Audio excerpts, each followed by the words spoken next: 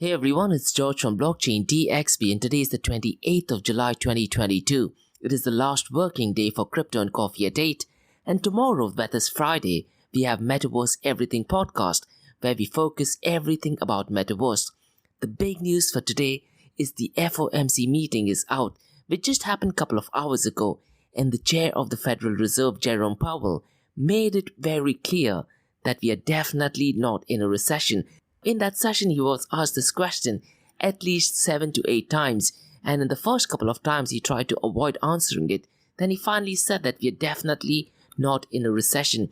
And I really like the explanation as to why he gave that US is not in a recession. So we are going to be talking about that in today's episode. The big news, however, is that the Fed has decided to increase the interest rate by 75 basis points. That is 0.75%. We will be talking about that in today's episode. What I would really urge you guys to do is, in my LinkedIn profile, you will get the actual video of Jerome Powell, of the chair of Federal Reserve, explaining and giving reasons as to why the interest rate has increased. So my strong recommendation is to listen to his video first and avoid watching any mainstream media or looking at any mainstream media and article. A lot of them are fake news. In Twitter, The Hill actually tweeted that we are definitely in recession, and in the interview he clearly said that they are definitely not in recession. So a lot of fake news is currently circulated by the mainstream media. Hence, I would really recommend you guys to go ahead and watch the information directly from Jerome Powell. What happened a few hours ago was MetaQuest. They posted via Twitter, and the message was really strange and surprising, to be honest. What they said was they are increasing the price of headsets by $100. In the Instagram account, they also had a screenshot of that tweet message. Now, it's really surprising that they have increased the price of the old product by $100. I really am not sure why they have done that, and we will definitely be talking about that in today's episode. In today's episode, we're also going to be discussing a survey by Bakkt that states that 50% of gig workers are open to getting paid a portion of their salary or income in cryptocurrencies. In today's episode, we're also going to be talking about El Salvador's failed experiment. We did talk about it on the 26th of this month. This news has nothing to do with what we discussed back then. It's more to do with Bitcoin bonds, and President Nayib Bukele is trying to raise funds from the Congress. Looks like he wants to buy those bonds back. So definitely not a good news. Regarding UAE, we have two great news. The first news is from a Japanese company called Komaino. They have received provisional license from Dubai's Virtual Asset and Regulatory Authority. Komaino offers custodial services, and they seem to be backed by some real heavy-duty players in the industry. The firm that does hardware wallets, and by CoinShares, and a global Japanese bank that has over $100 trillion of Japanese yen as assets under management. So absolutely massive news. Looks like they're definitely in the right place, as Dubai has a lot of institutional investors.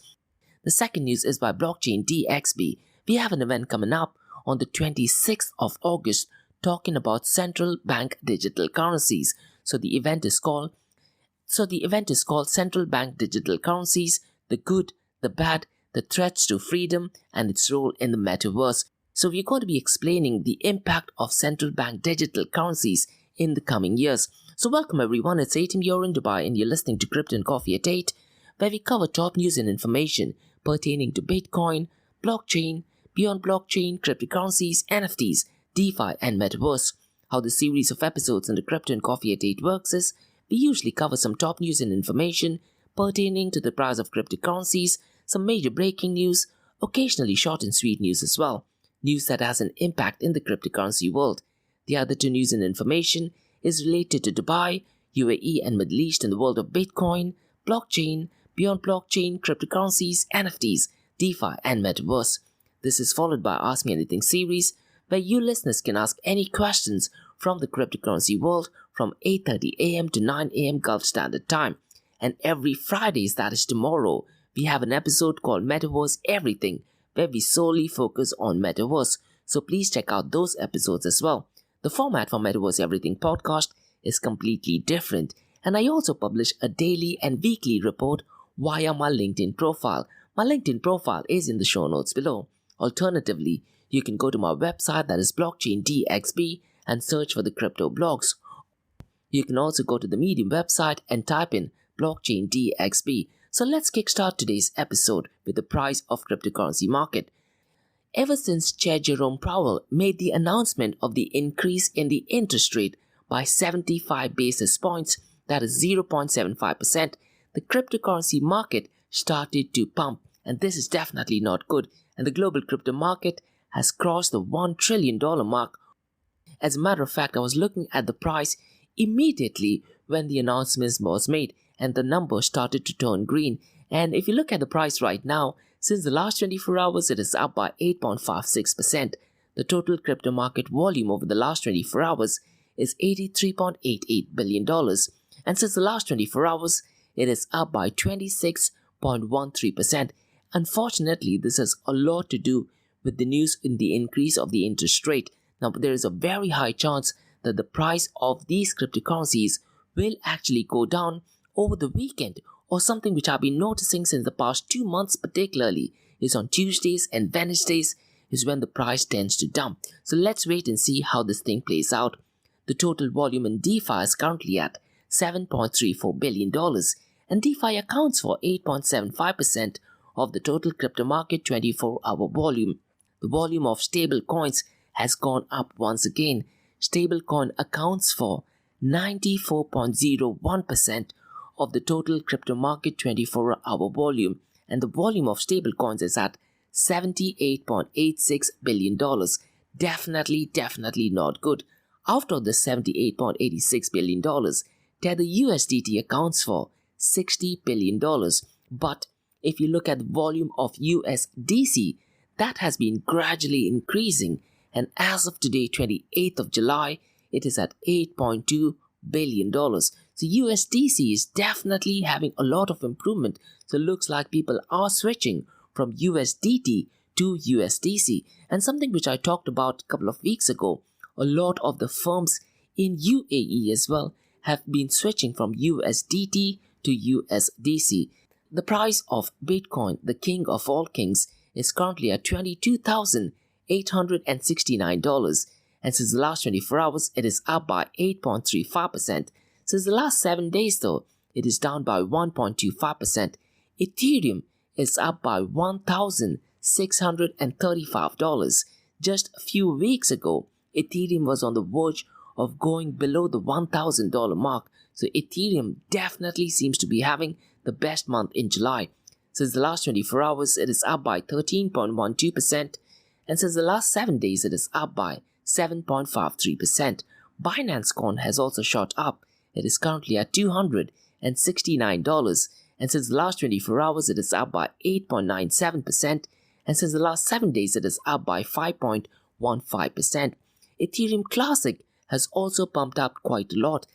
Ever since the announcement by Jerome Powell was made, the price of Ethereum Classic has pumped up by over 30%. There is a very high chance that these prices will definitely go down. Now, what happened earlier today is that the Federal Reserve Board Chair Jerome Powell actually said that inflation is a little bit hotter than anticipated and the economic activity is weaker than expected. So because of all these reasons which he explained in that video, which I'd really recommend you guys to go out and watch it, watch the video directly from Jerome Powell rather than listening to, let's say, YouTube price influencers or even looking at mainstream websites like Forbes or Reuters. I would really recommend you guys to go out and watch the entire video. They have raised the interest rate by 0.75% or 75 basis points. It is an unusually large increase. And in that video, he also talked about in the next coming months, there is a possibility of an unusually large increase. This inflation is definitely going to stay probably by the end of 2022, maybe even by the end of 2023. He really stressed the importance of how it is so critical to get the inflation below 2%. Now, what I noticed was that while Jerome Powell was talking, Reuters had already published an article, and this was immediately after 10 to 12 minutes after he started talking. and they talked about how the recent data shows consumer prices were rising at more than 9% annual rate. Definitely not looking good. Biden inflation is definitely real. In this video, if you look at the mainstream media, they kept asking Jerome Powell, are we in a recession? Looks like they wanted to get it out from his mouth that United States of America is in recession. So the first 3 times he tried to dodge the question. But the 4th time a person asked, he actually said that US is not in a recession, and he gave a very good explanation. He talked about the labor market. He essentially talked about the demand versus the supply of the labor market. And he also gave some numbers so far as the HR and payroll data is concerned, because of which he was extremely confident in saying that US is definitely not in a recession.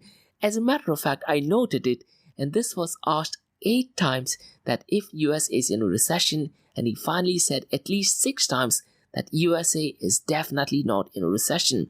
While this thing was going on, I was also looking at the price of cryptocurrencies, and they have been pumping up. Now this time they have been pumping up for no apparent or valid reasons.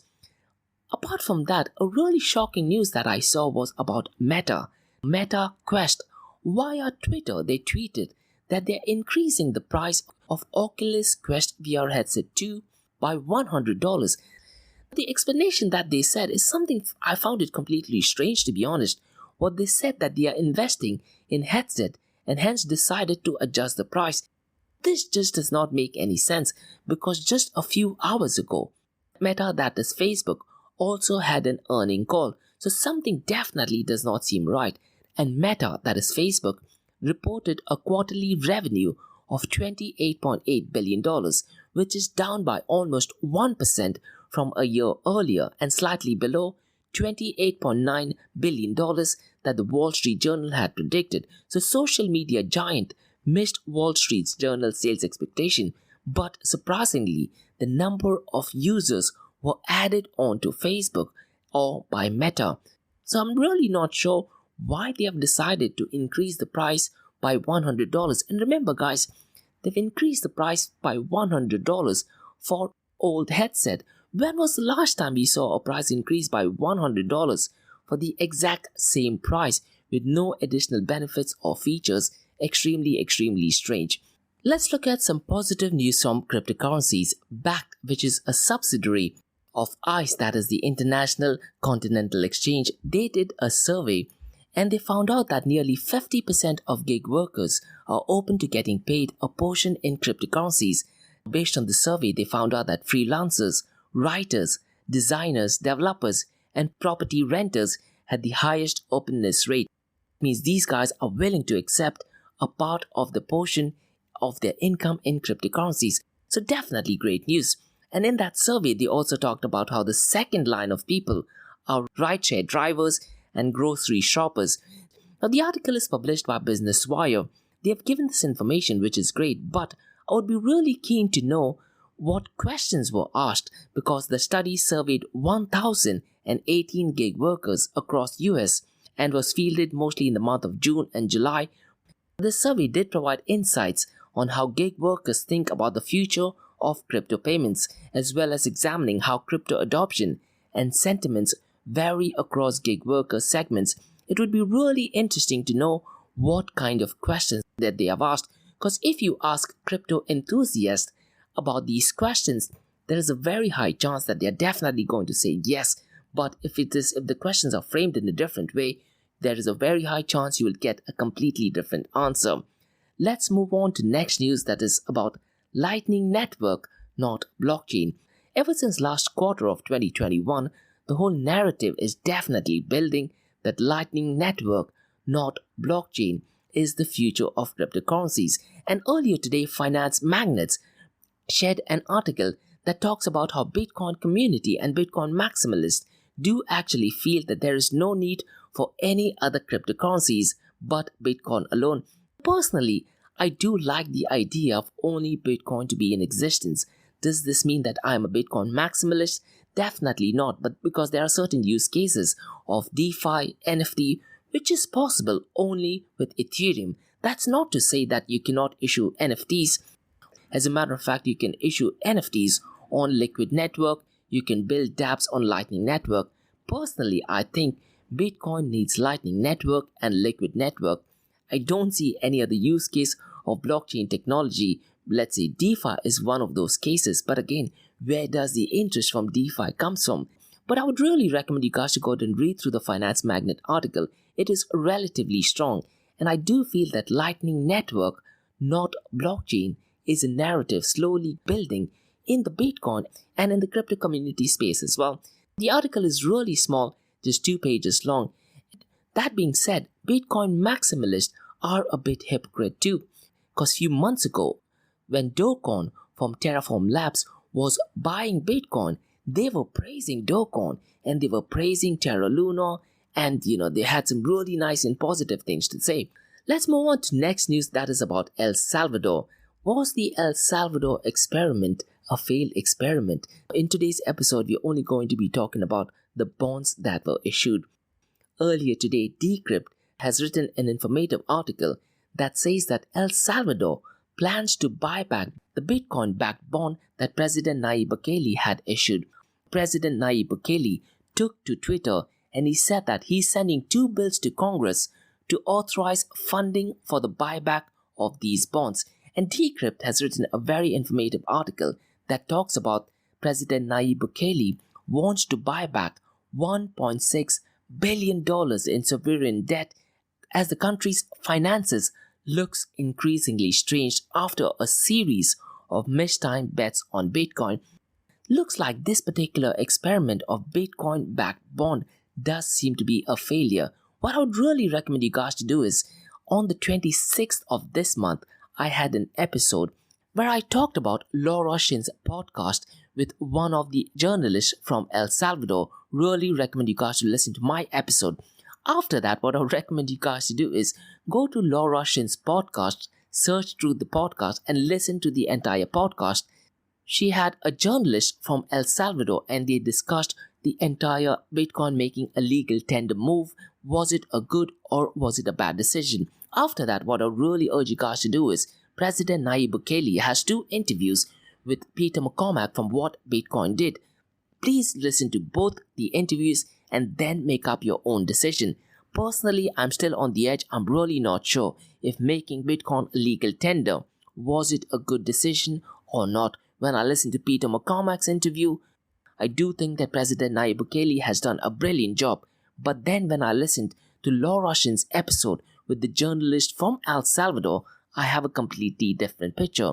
At this point of time, I'm unsure if the decision was good or bad, but the decision to have bonds issued via Bitcoin definitely seems to be a failure, and President Nayib Bukele wants to buy back $1.6 billion worth of debt, so that is definitely not looking good. Let's move on to news about UAE. The first news is about Komainu Exchange, and they have received provisional virtual asset license in Dubai. So let's look at what Komainu is. They were founded in 2018 and they are a joint venture between Japanese custodian Nomura, blockchain experts Ledger, and digital asset investment manager CoinShares. So what they do is they secure custody for digital assets. Extremely simple. Komainu is the first hybrid custodian for institutional digital asset investors created by the Japanese investment bank Nomura, a digital asset manager CoinShares, and digital asset security company Ledger. So all 3 of them are absolutely heavy giants, and Komainu is providing decentralized and secure digital asset custody services through a single line application based solutions for institutions, offering multi-asset support and regulatory compliance. They are headquartered in Jersey, Channel Islands. Komainu merges institutional financial services with leading security standards for the next generation of institutional custody. Definitely brilliant move. Essentially, it is a team of 3 entities. Nomura, that is a global custodian. Ledger, that provides best in world-class digital asset security through hardware wallets. And CoinShares, they are a massive investment firm with experienced digital asset managers. And they do have a very strong business reputation, the name and recognition of a global bank with over 100 trillion yen with assets under management, the tested infrastructure and technology of Ledger which is a leader so far as the industry's vault services are concerned, and the expertise of professional investment strategists, that is CoinShares. Now, what I tend to do is every week I look at CoinShares' weekly blog via Medium. They provide loads and useful information. So let's try to see what is it that Komainu does. Komainu combines proven cryptographic security with customizable processes, reputational assurance, and a legal framework, creating a complete solutions for firms ranging from the smallest family offices to the largest institutional investors. And in Dubai, there are loads of institutional investors, high net worthy individuals. They focus on three things, that is software, hardware, and processes. Now let's look at what is they specialize in software. They have specialized software that provides secure encryption and authentication. Let's look at hardware. They offer custom hardware seals and hardens data with assets held in secure data centers, protected by a hardware security model, and controls operators' interactions via a personal security device. And so far as the process is concerned, they offer individual customization and customizing access and authentication processes for all authorized individuals. So let's try to see what the provisional license is. Komainu, a Nomura-backed crypto custodian, has been granted initial provisional regulatory approval to operate in Dubai. Komainu is set to bring digital asset custody to institutional clients in the region. The regulatory license, once received, will establish Komainu as one of Dubai's first regulated crypto custody service providers, bringing a much-needed service to the proliferating regional ecosystem. The endorsement from the Dubai government strengthens the custodian's fast-paced growth projections, in line with the core underpinning of doing so in a secure, robust, and regulated manner. With the continued support of Dubai regulators, Komainu is set to be a first mover in the region. I definitely think this is going to be massive news, because in Dubai there are quite a lot of high net worthy individuals. The number of people using cryptocurrencies is multiplying every month, especially in 2022. And recently, Dubai has also started the Dubai Metaverse strategy, and yesterday's podcast we talk about the Higher Committee for Digital Technologies, so definitely a great move by Komainu to move to Dubai. Let's move on to second news, that is an event that is taking place on the 26th of August called as Central Bank Digital Currencies, and this is the event that is done by me. It is a completely free event. So the event is called as Central Bank Digital Currencies, where we explore the basics, the good things about central bank digital currencies, the bad things about central bank digital currencies, and the threats to freedom and its use case in the metaverse. So let's try to explore what I'll be doing in that particular session. The session takes place on the 26th of August from 11 a.m. to 12:30 p.m. Gulf Standard Time. The event is called Central Bank Digital Currencies, the Basics, Threats to Freedom, and how it'll fit in the metaverse, and quite a lot more. It is a completely free event. You can register via Eventbrite, or you can also drop me an email to info@blockchaindxb.com. Now what I plan to do is I might even go live on Twitter Space. The whole purpose of doing this session is to educate the general mass on what central bank digital currencies are and how it'll impact our day-to-day life. The session is essentially broken down into two parts, that is part A and part B. In part A is what I'm going to be discussing: what is central bank digital currencies, the history of central bank digital currency, how will CBDCs work, the current state of CBDCs, countries currently studying and working on CBDCs, El Salvador adopting Bitcoin and its impact on CBDC, and IMF, that is International Monetary Fund, stance on CBDC, and I'll also discuss when will UAE launch its CBDC. In part B, I'm going to be having a differentiation between CBDC and Bitcoin. I'll also explore if CBDC is a threat to freedom. We'll talk about the political implications of CBDC, the support and resistance to CBDC, China's role in central bank digital currencies, and we'll explore the different type of CBDCs, that is wholesale CBDC, retail CBDC, multiple CBDC, and finally we'll also look at central bank digital currencies' role in the metaverse. The session is going to be really informative, and we're going to be highlighting some of the basics and, more importantly, the use case of central bank digital currencies, also the impact it will have in the metaverse. So that's all for today, guys, from the Crypto and Coffee at 8 from Blockchain DXB. In case you guys have any feedback or suggestions, please drop me an email to info@blockchaindxb.com. You can also check out my website, that is www.blockchaindxb.com. Please check out my other website, that is area2071.com, that talks everything about Metaverse. And if you like listening to this, please follow this podcast, give it a 5-star rating, and share the word across. Now for the next 30 minutes, it's going to be an Ask Me Anything series, where you listeners can ask any questions about Bitcoin, blockchain, beyond blockchain, cryptocurrencies, NFTs, DeFi, and Metaverse. So let's kickstart the Ask Me Anything series.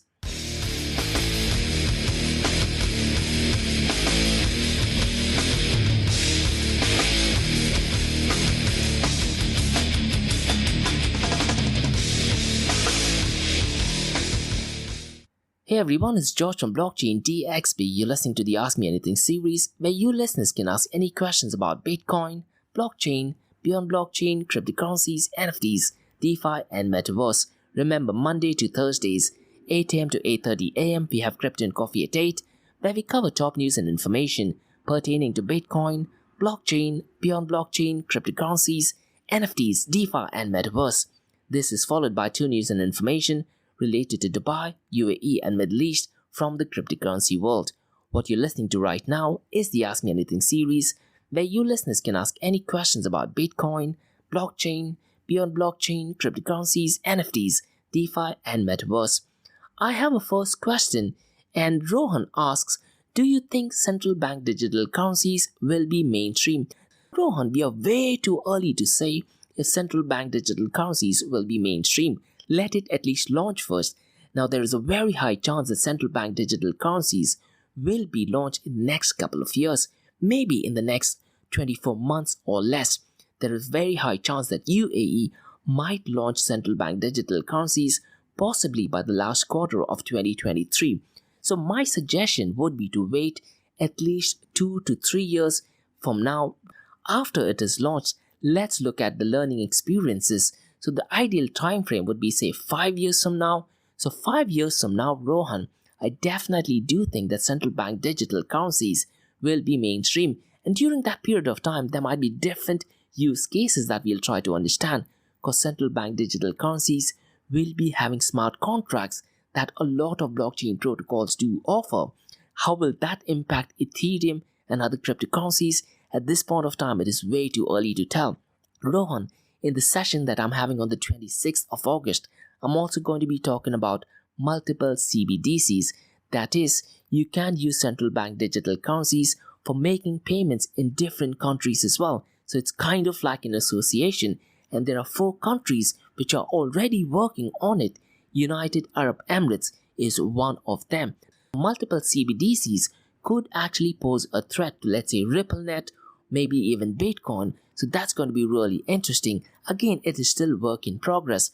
What I would recommend you to do is, Rohan, Richard Torin, who's the author of a book called Cashless, who I've mentioned many times whenever I talk about central bank digital currencies, follow him on LinkedIn. I would also recommend you to go ahead and buy his book, because the book is extremely informative. He talks a lot about central bank digital currencies on a daily basis via LinkedIn. I absolutely love his post, so you can be constantly updated with what is happening so far as CBDCs is concerned. He says that 2 or 5 years down the line, central bank digital currencies will not be making any impact with Bitcoin and cryptocurrencies absolutely at all. He feels that they are going to be working in isolation and will not make absolutely any impact in the world of cryptocurrencies. Personally, I do think that central bank digital currencies will pose a threat to, let's say, RippleNet, because why use XRP when you can use central bank digital currencies? I also think that CBDCs make a good use case in Metaverse. Facebook is planning to launch the virtual reality headsets, the different versions in the next 5 years or so. By that time, rather than using cryptocurrencies, CBDCs will be mainstream, and I think that might be a perfect use case. So to answer your question, will it be mainstream? I think we'll have to look at it in different phases. I would be looking at it once it launches, so let's say 24 months from now, then another 3 years from when it launches, that is 5 years from now, that would give us a fair assessment.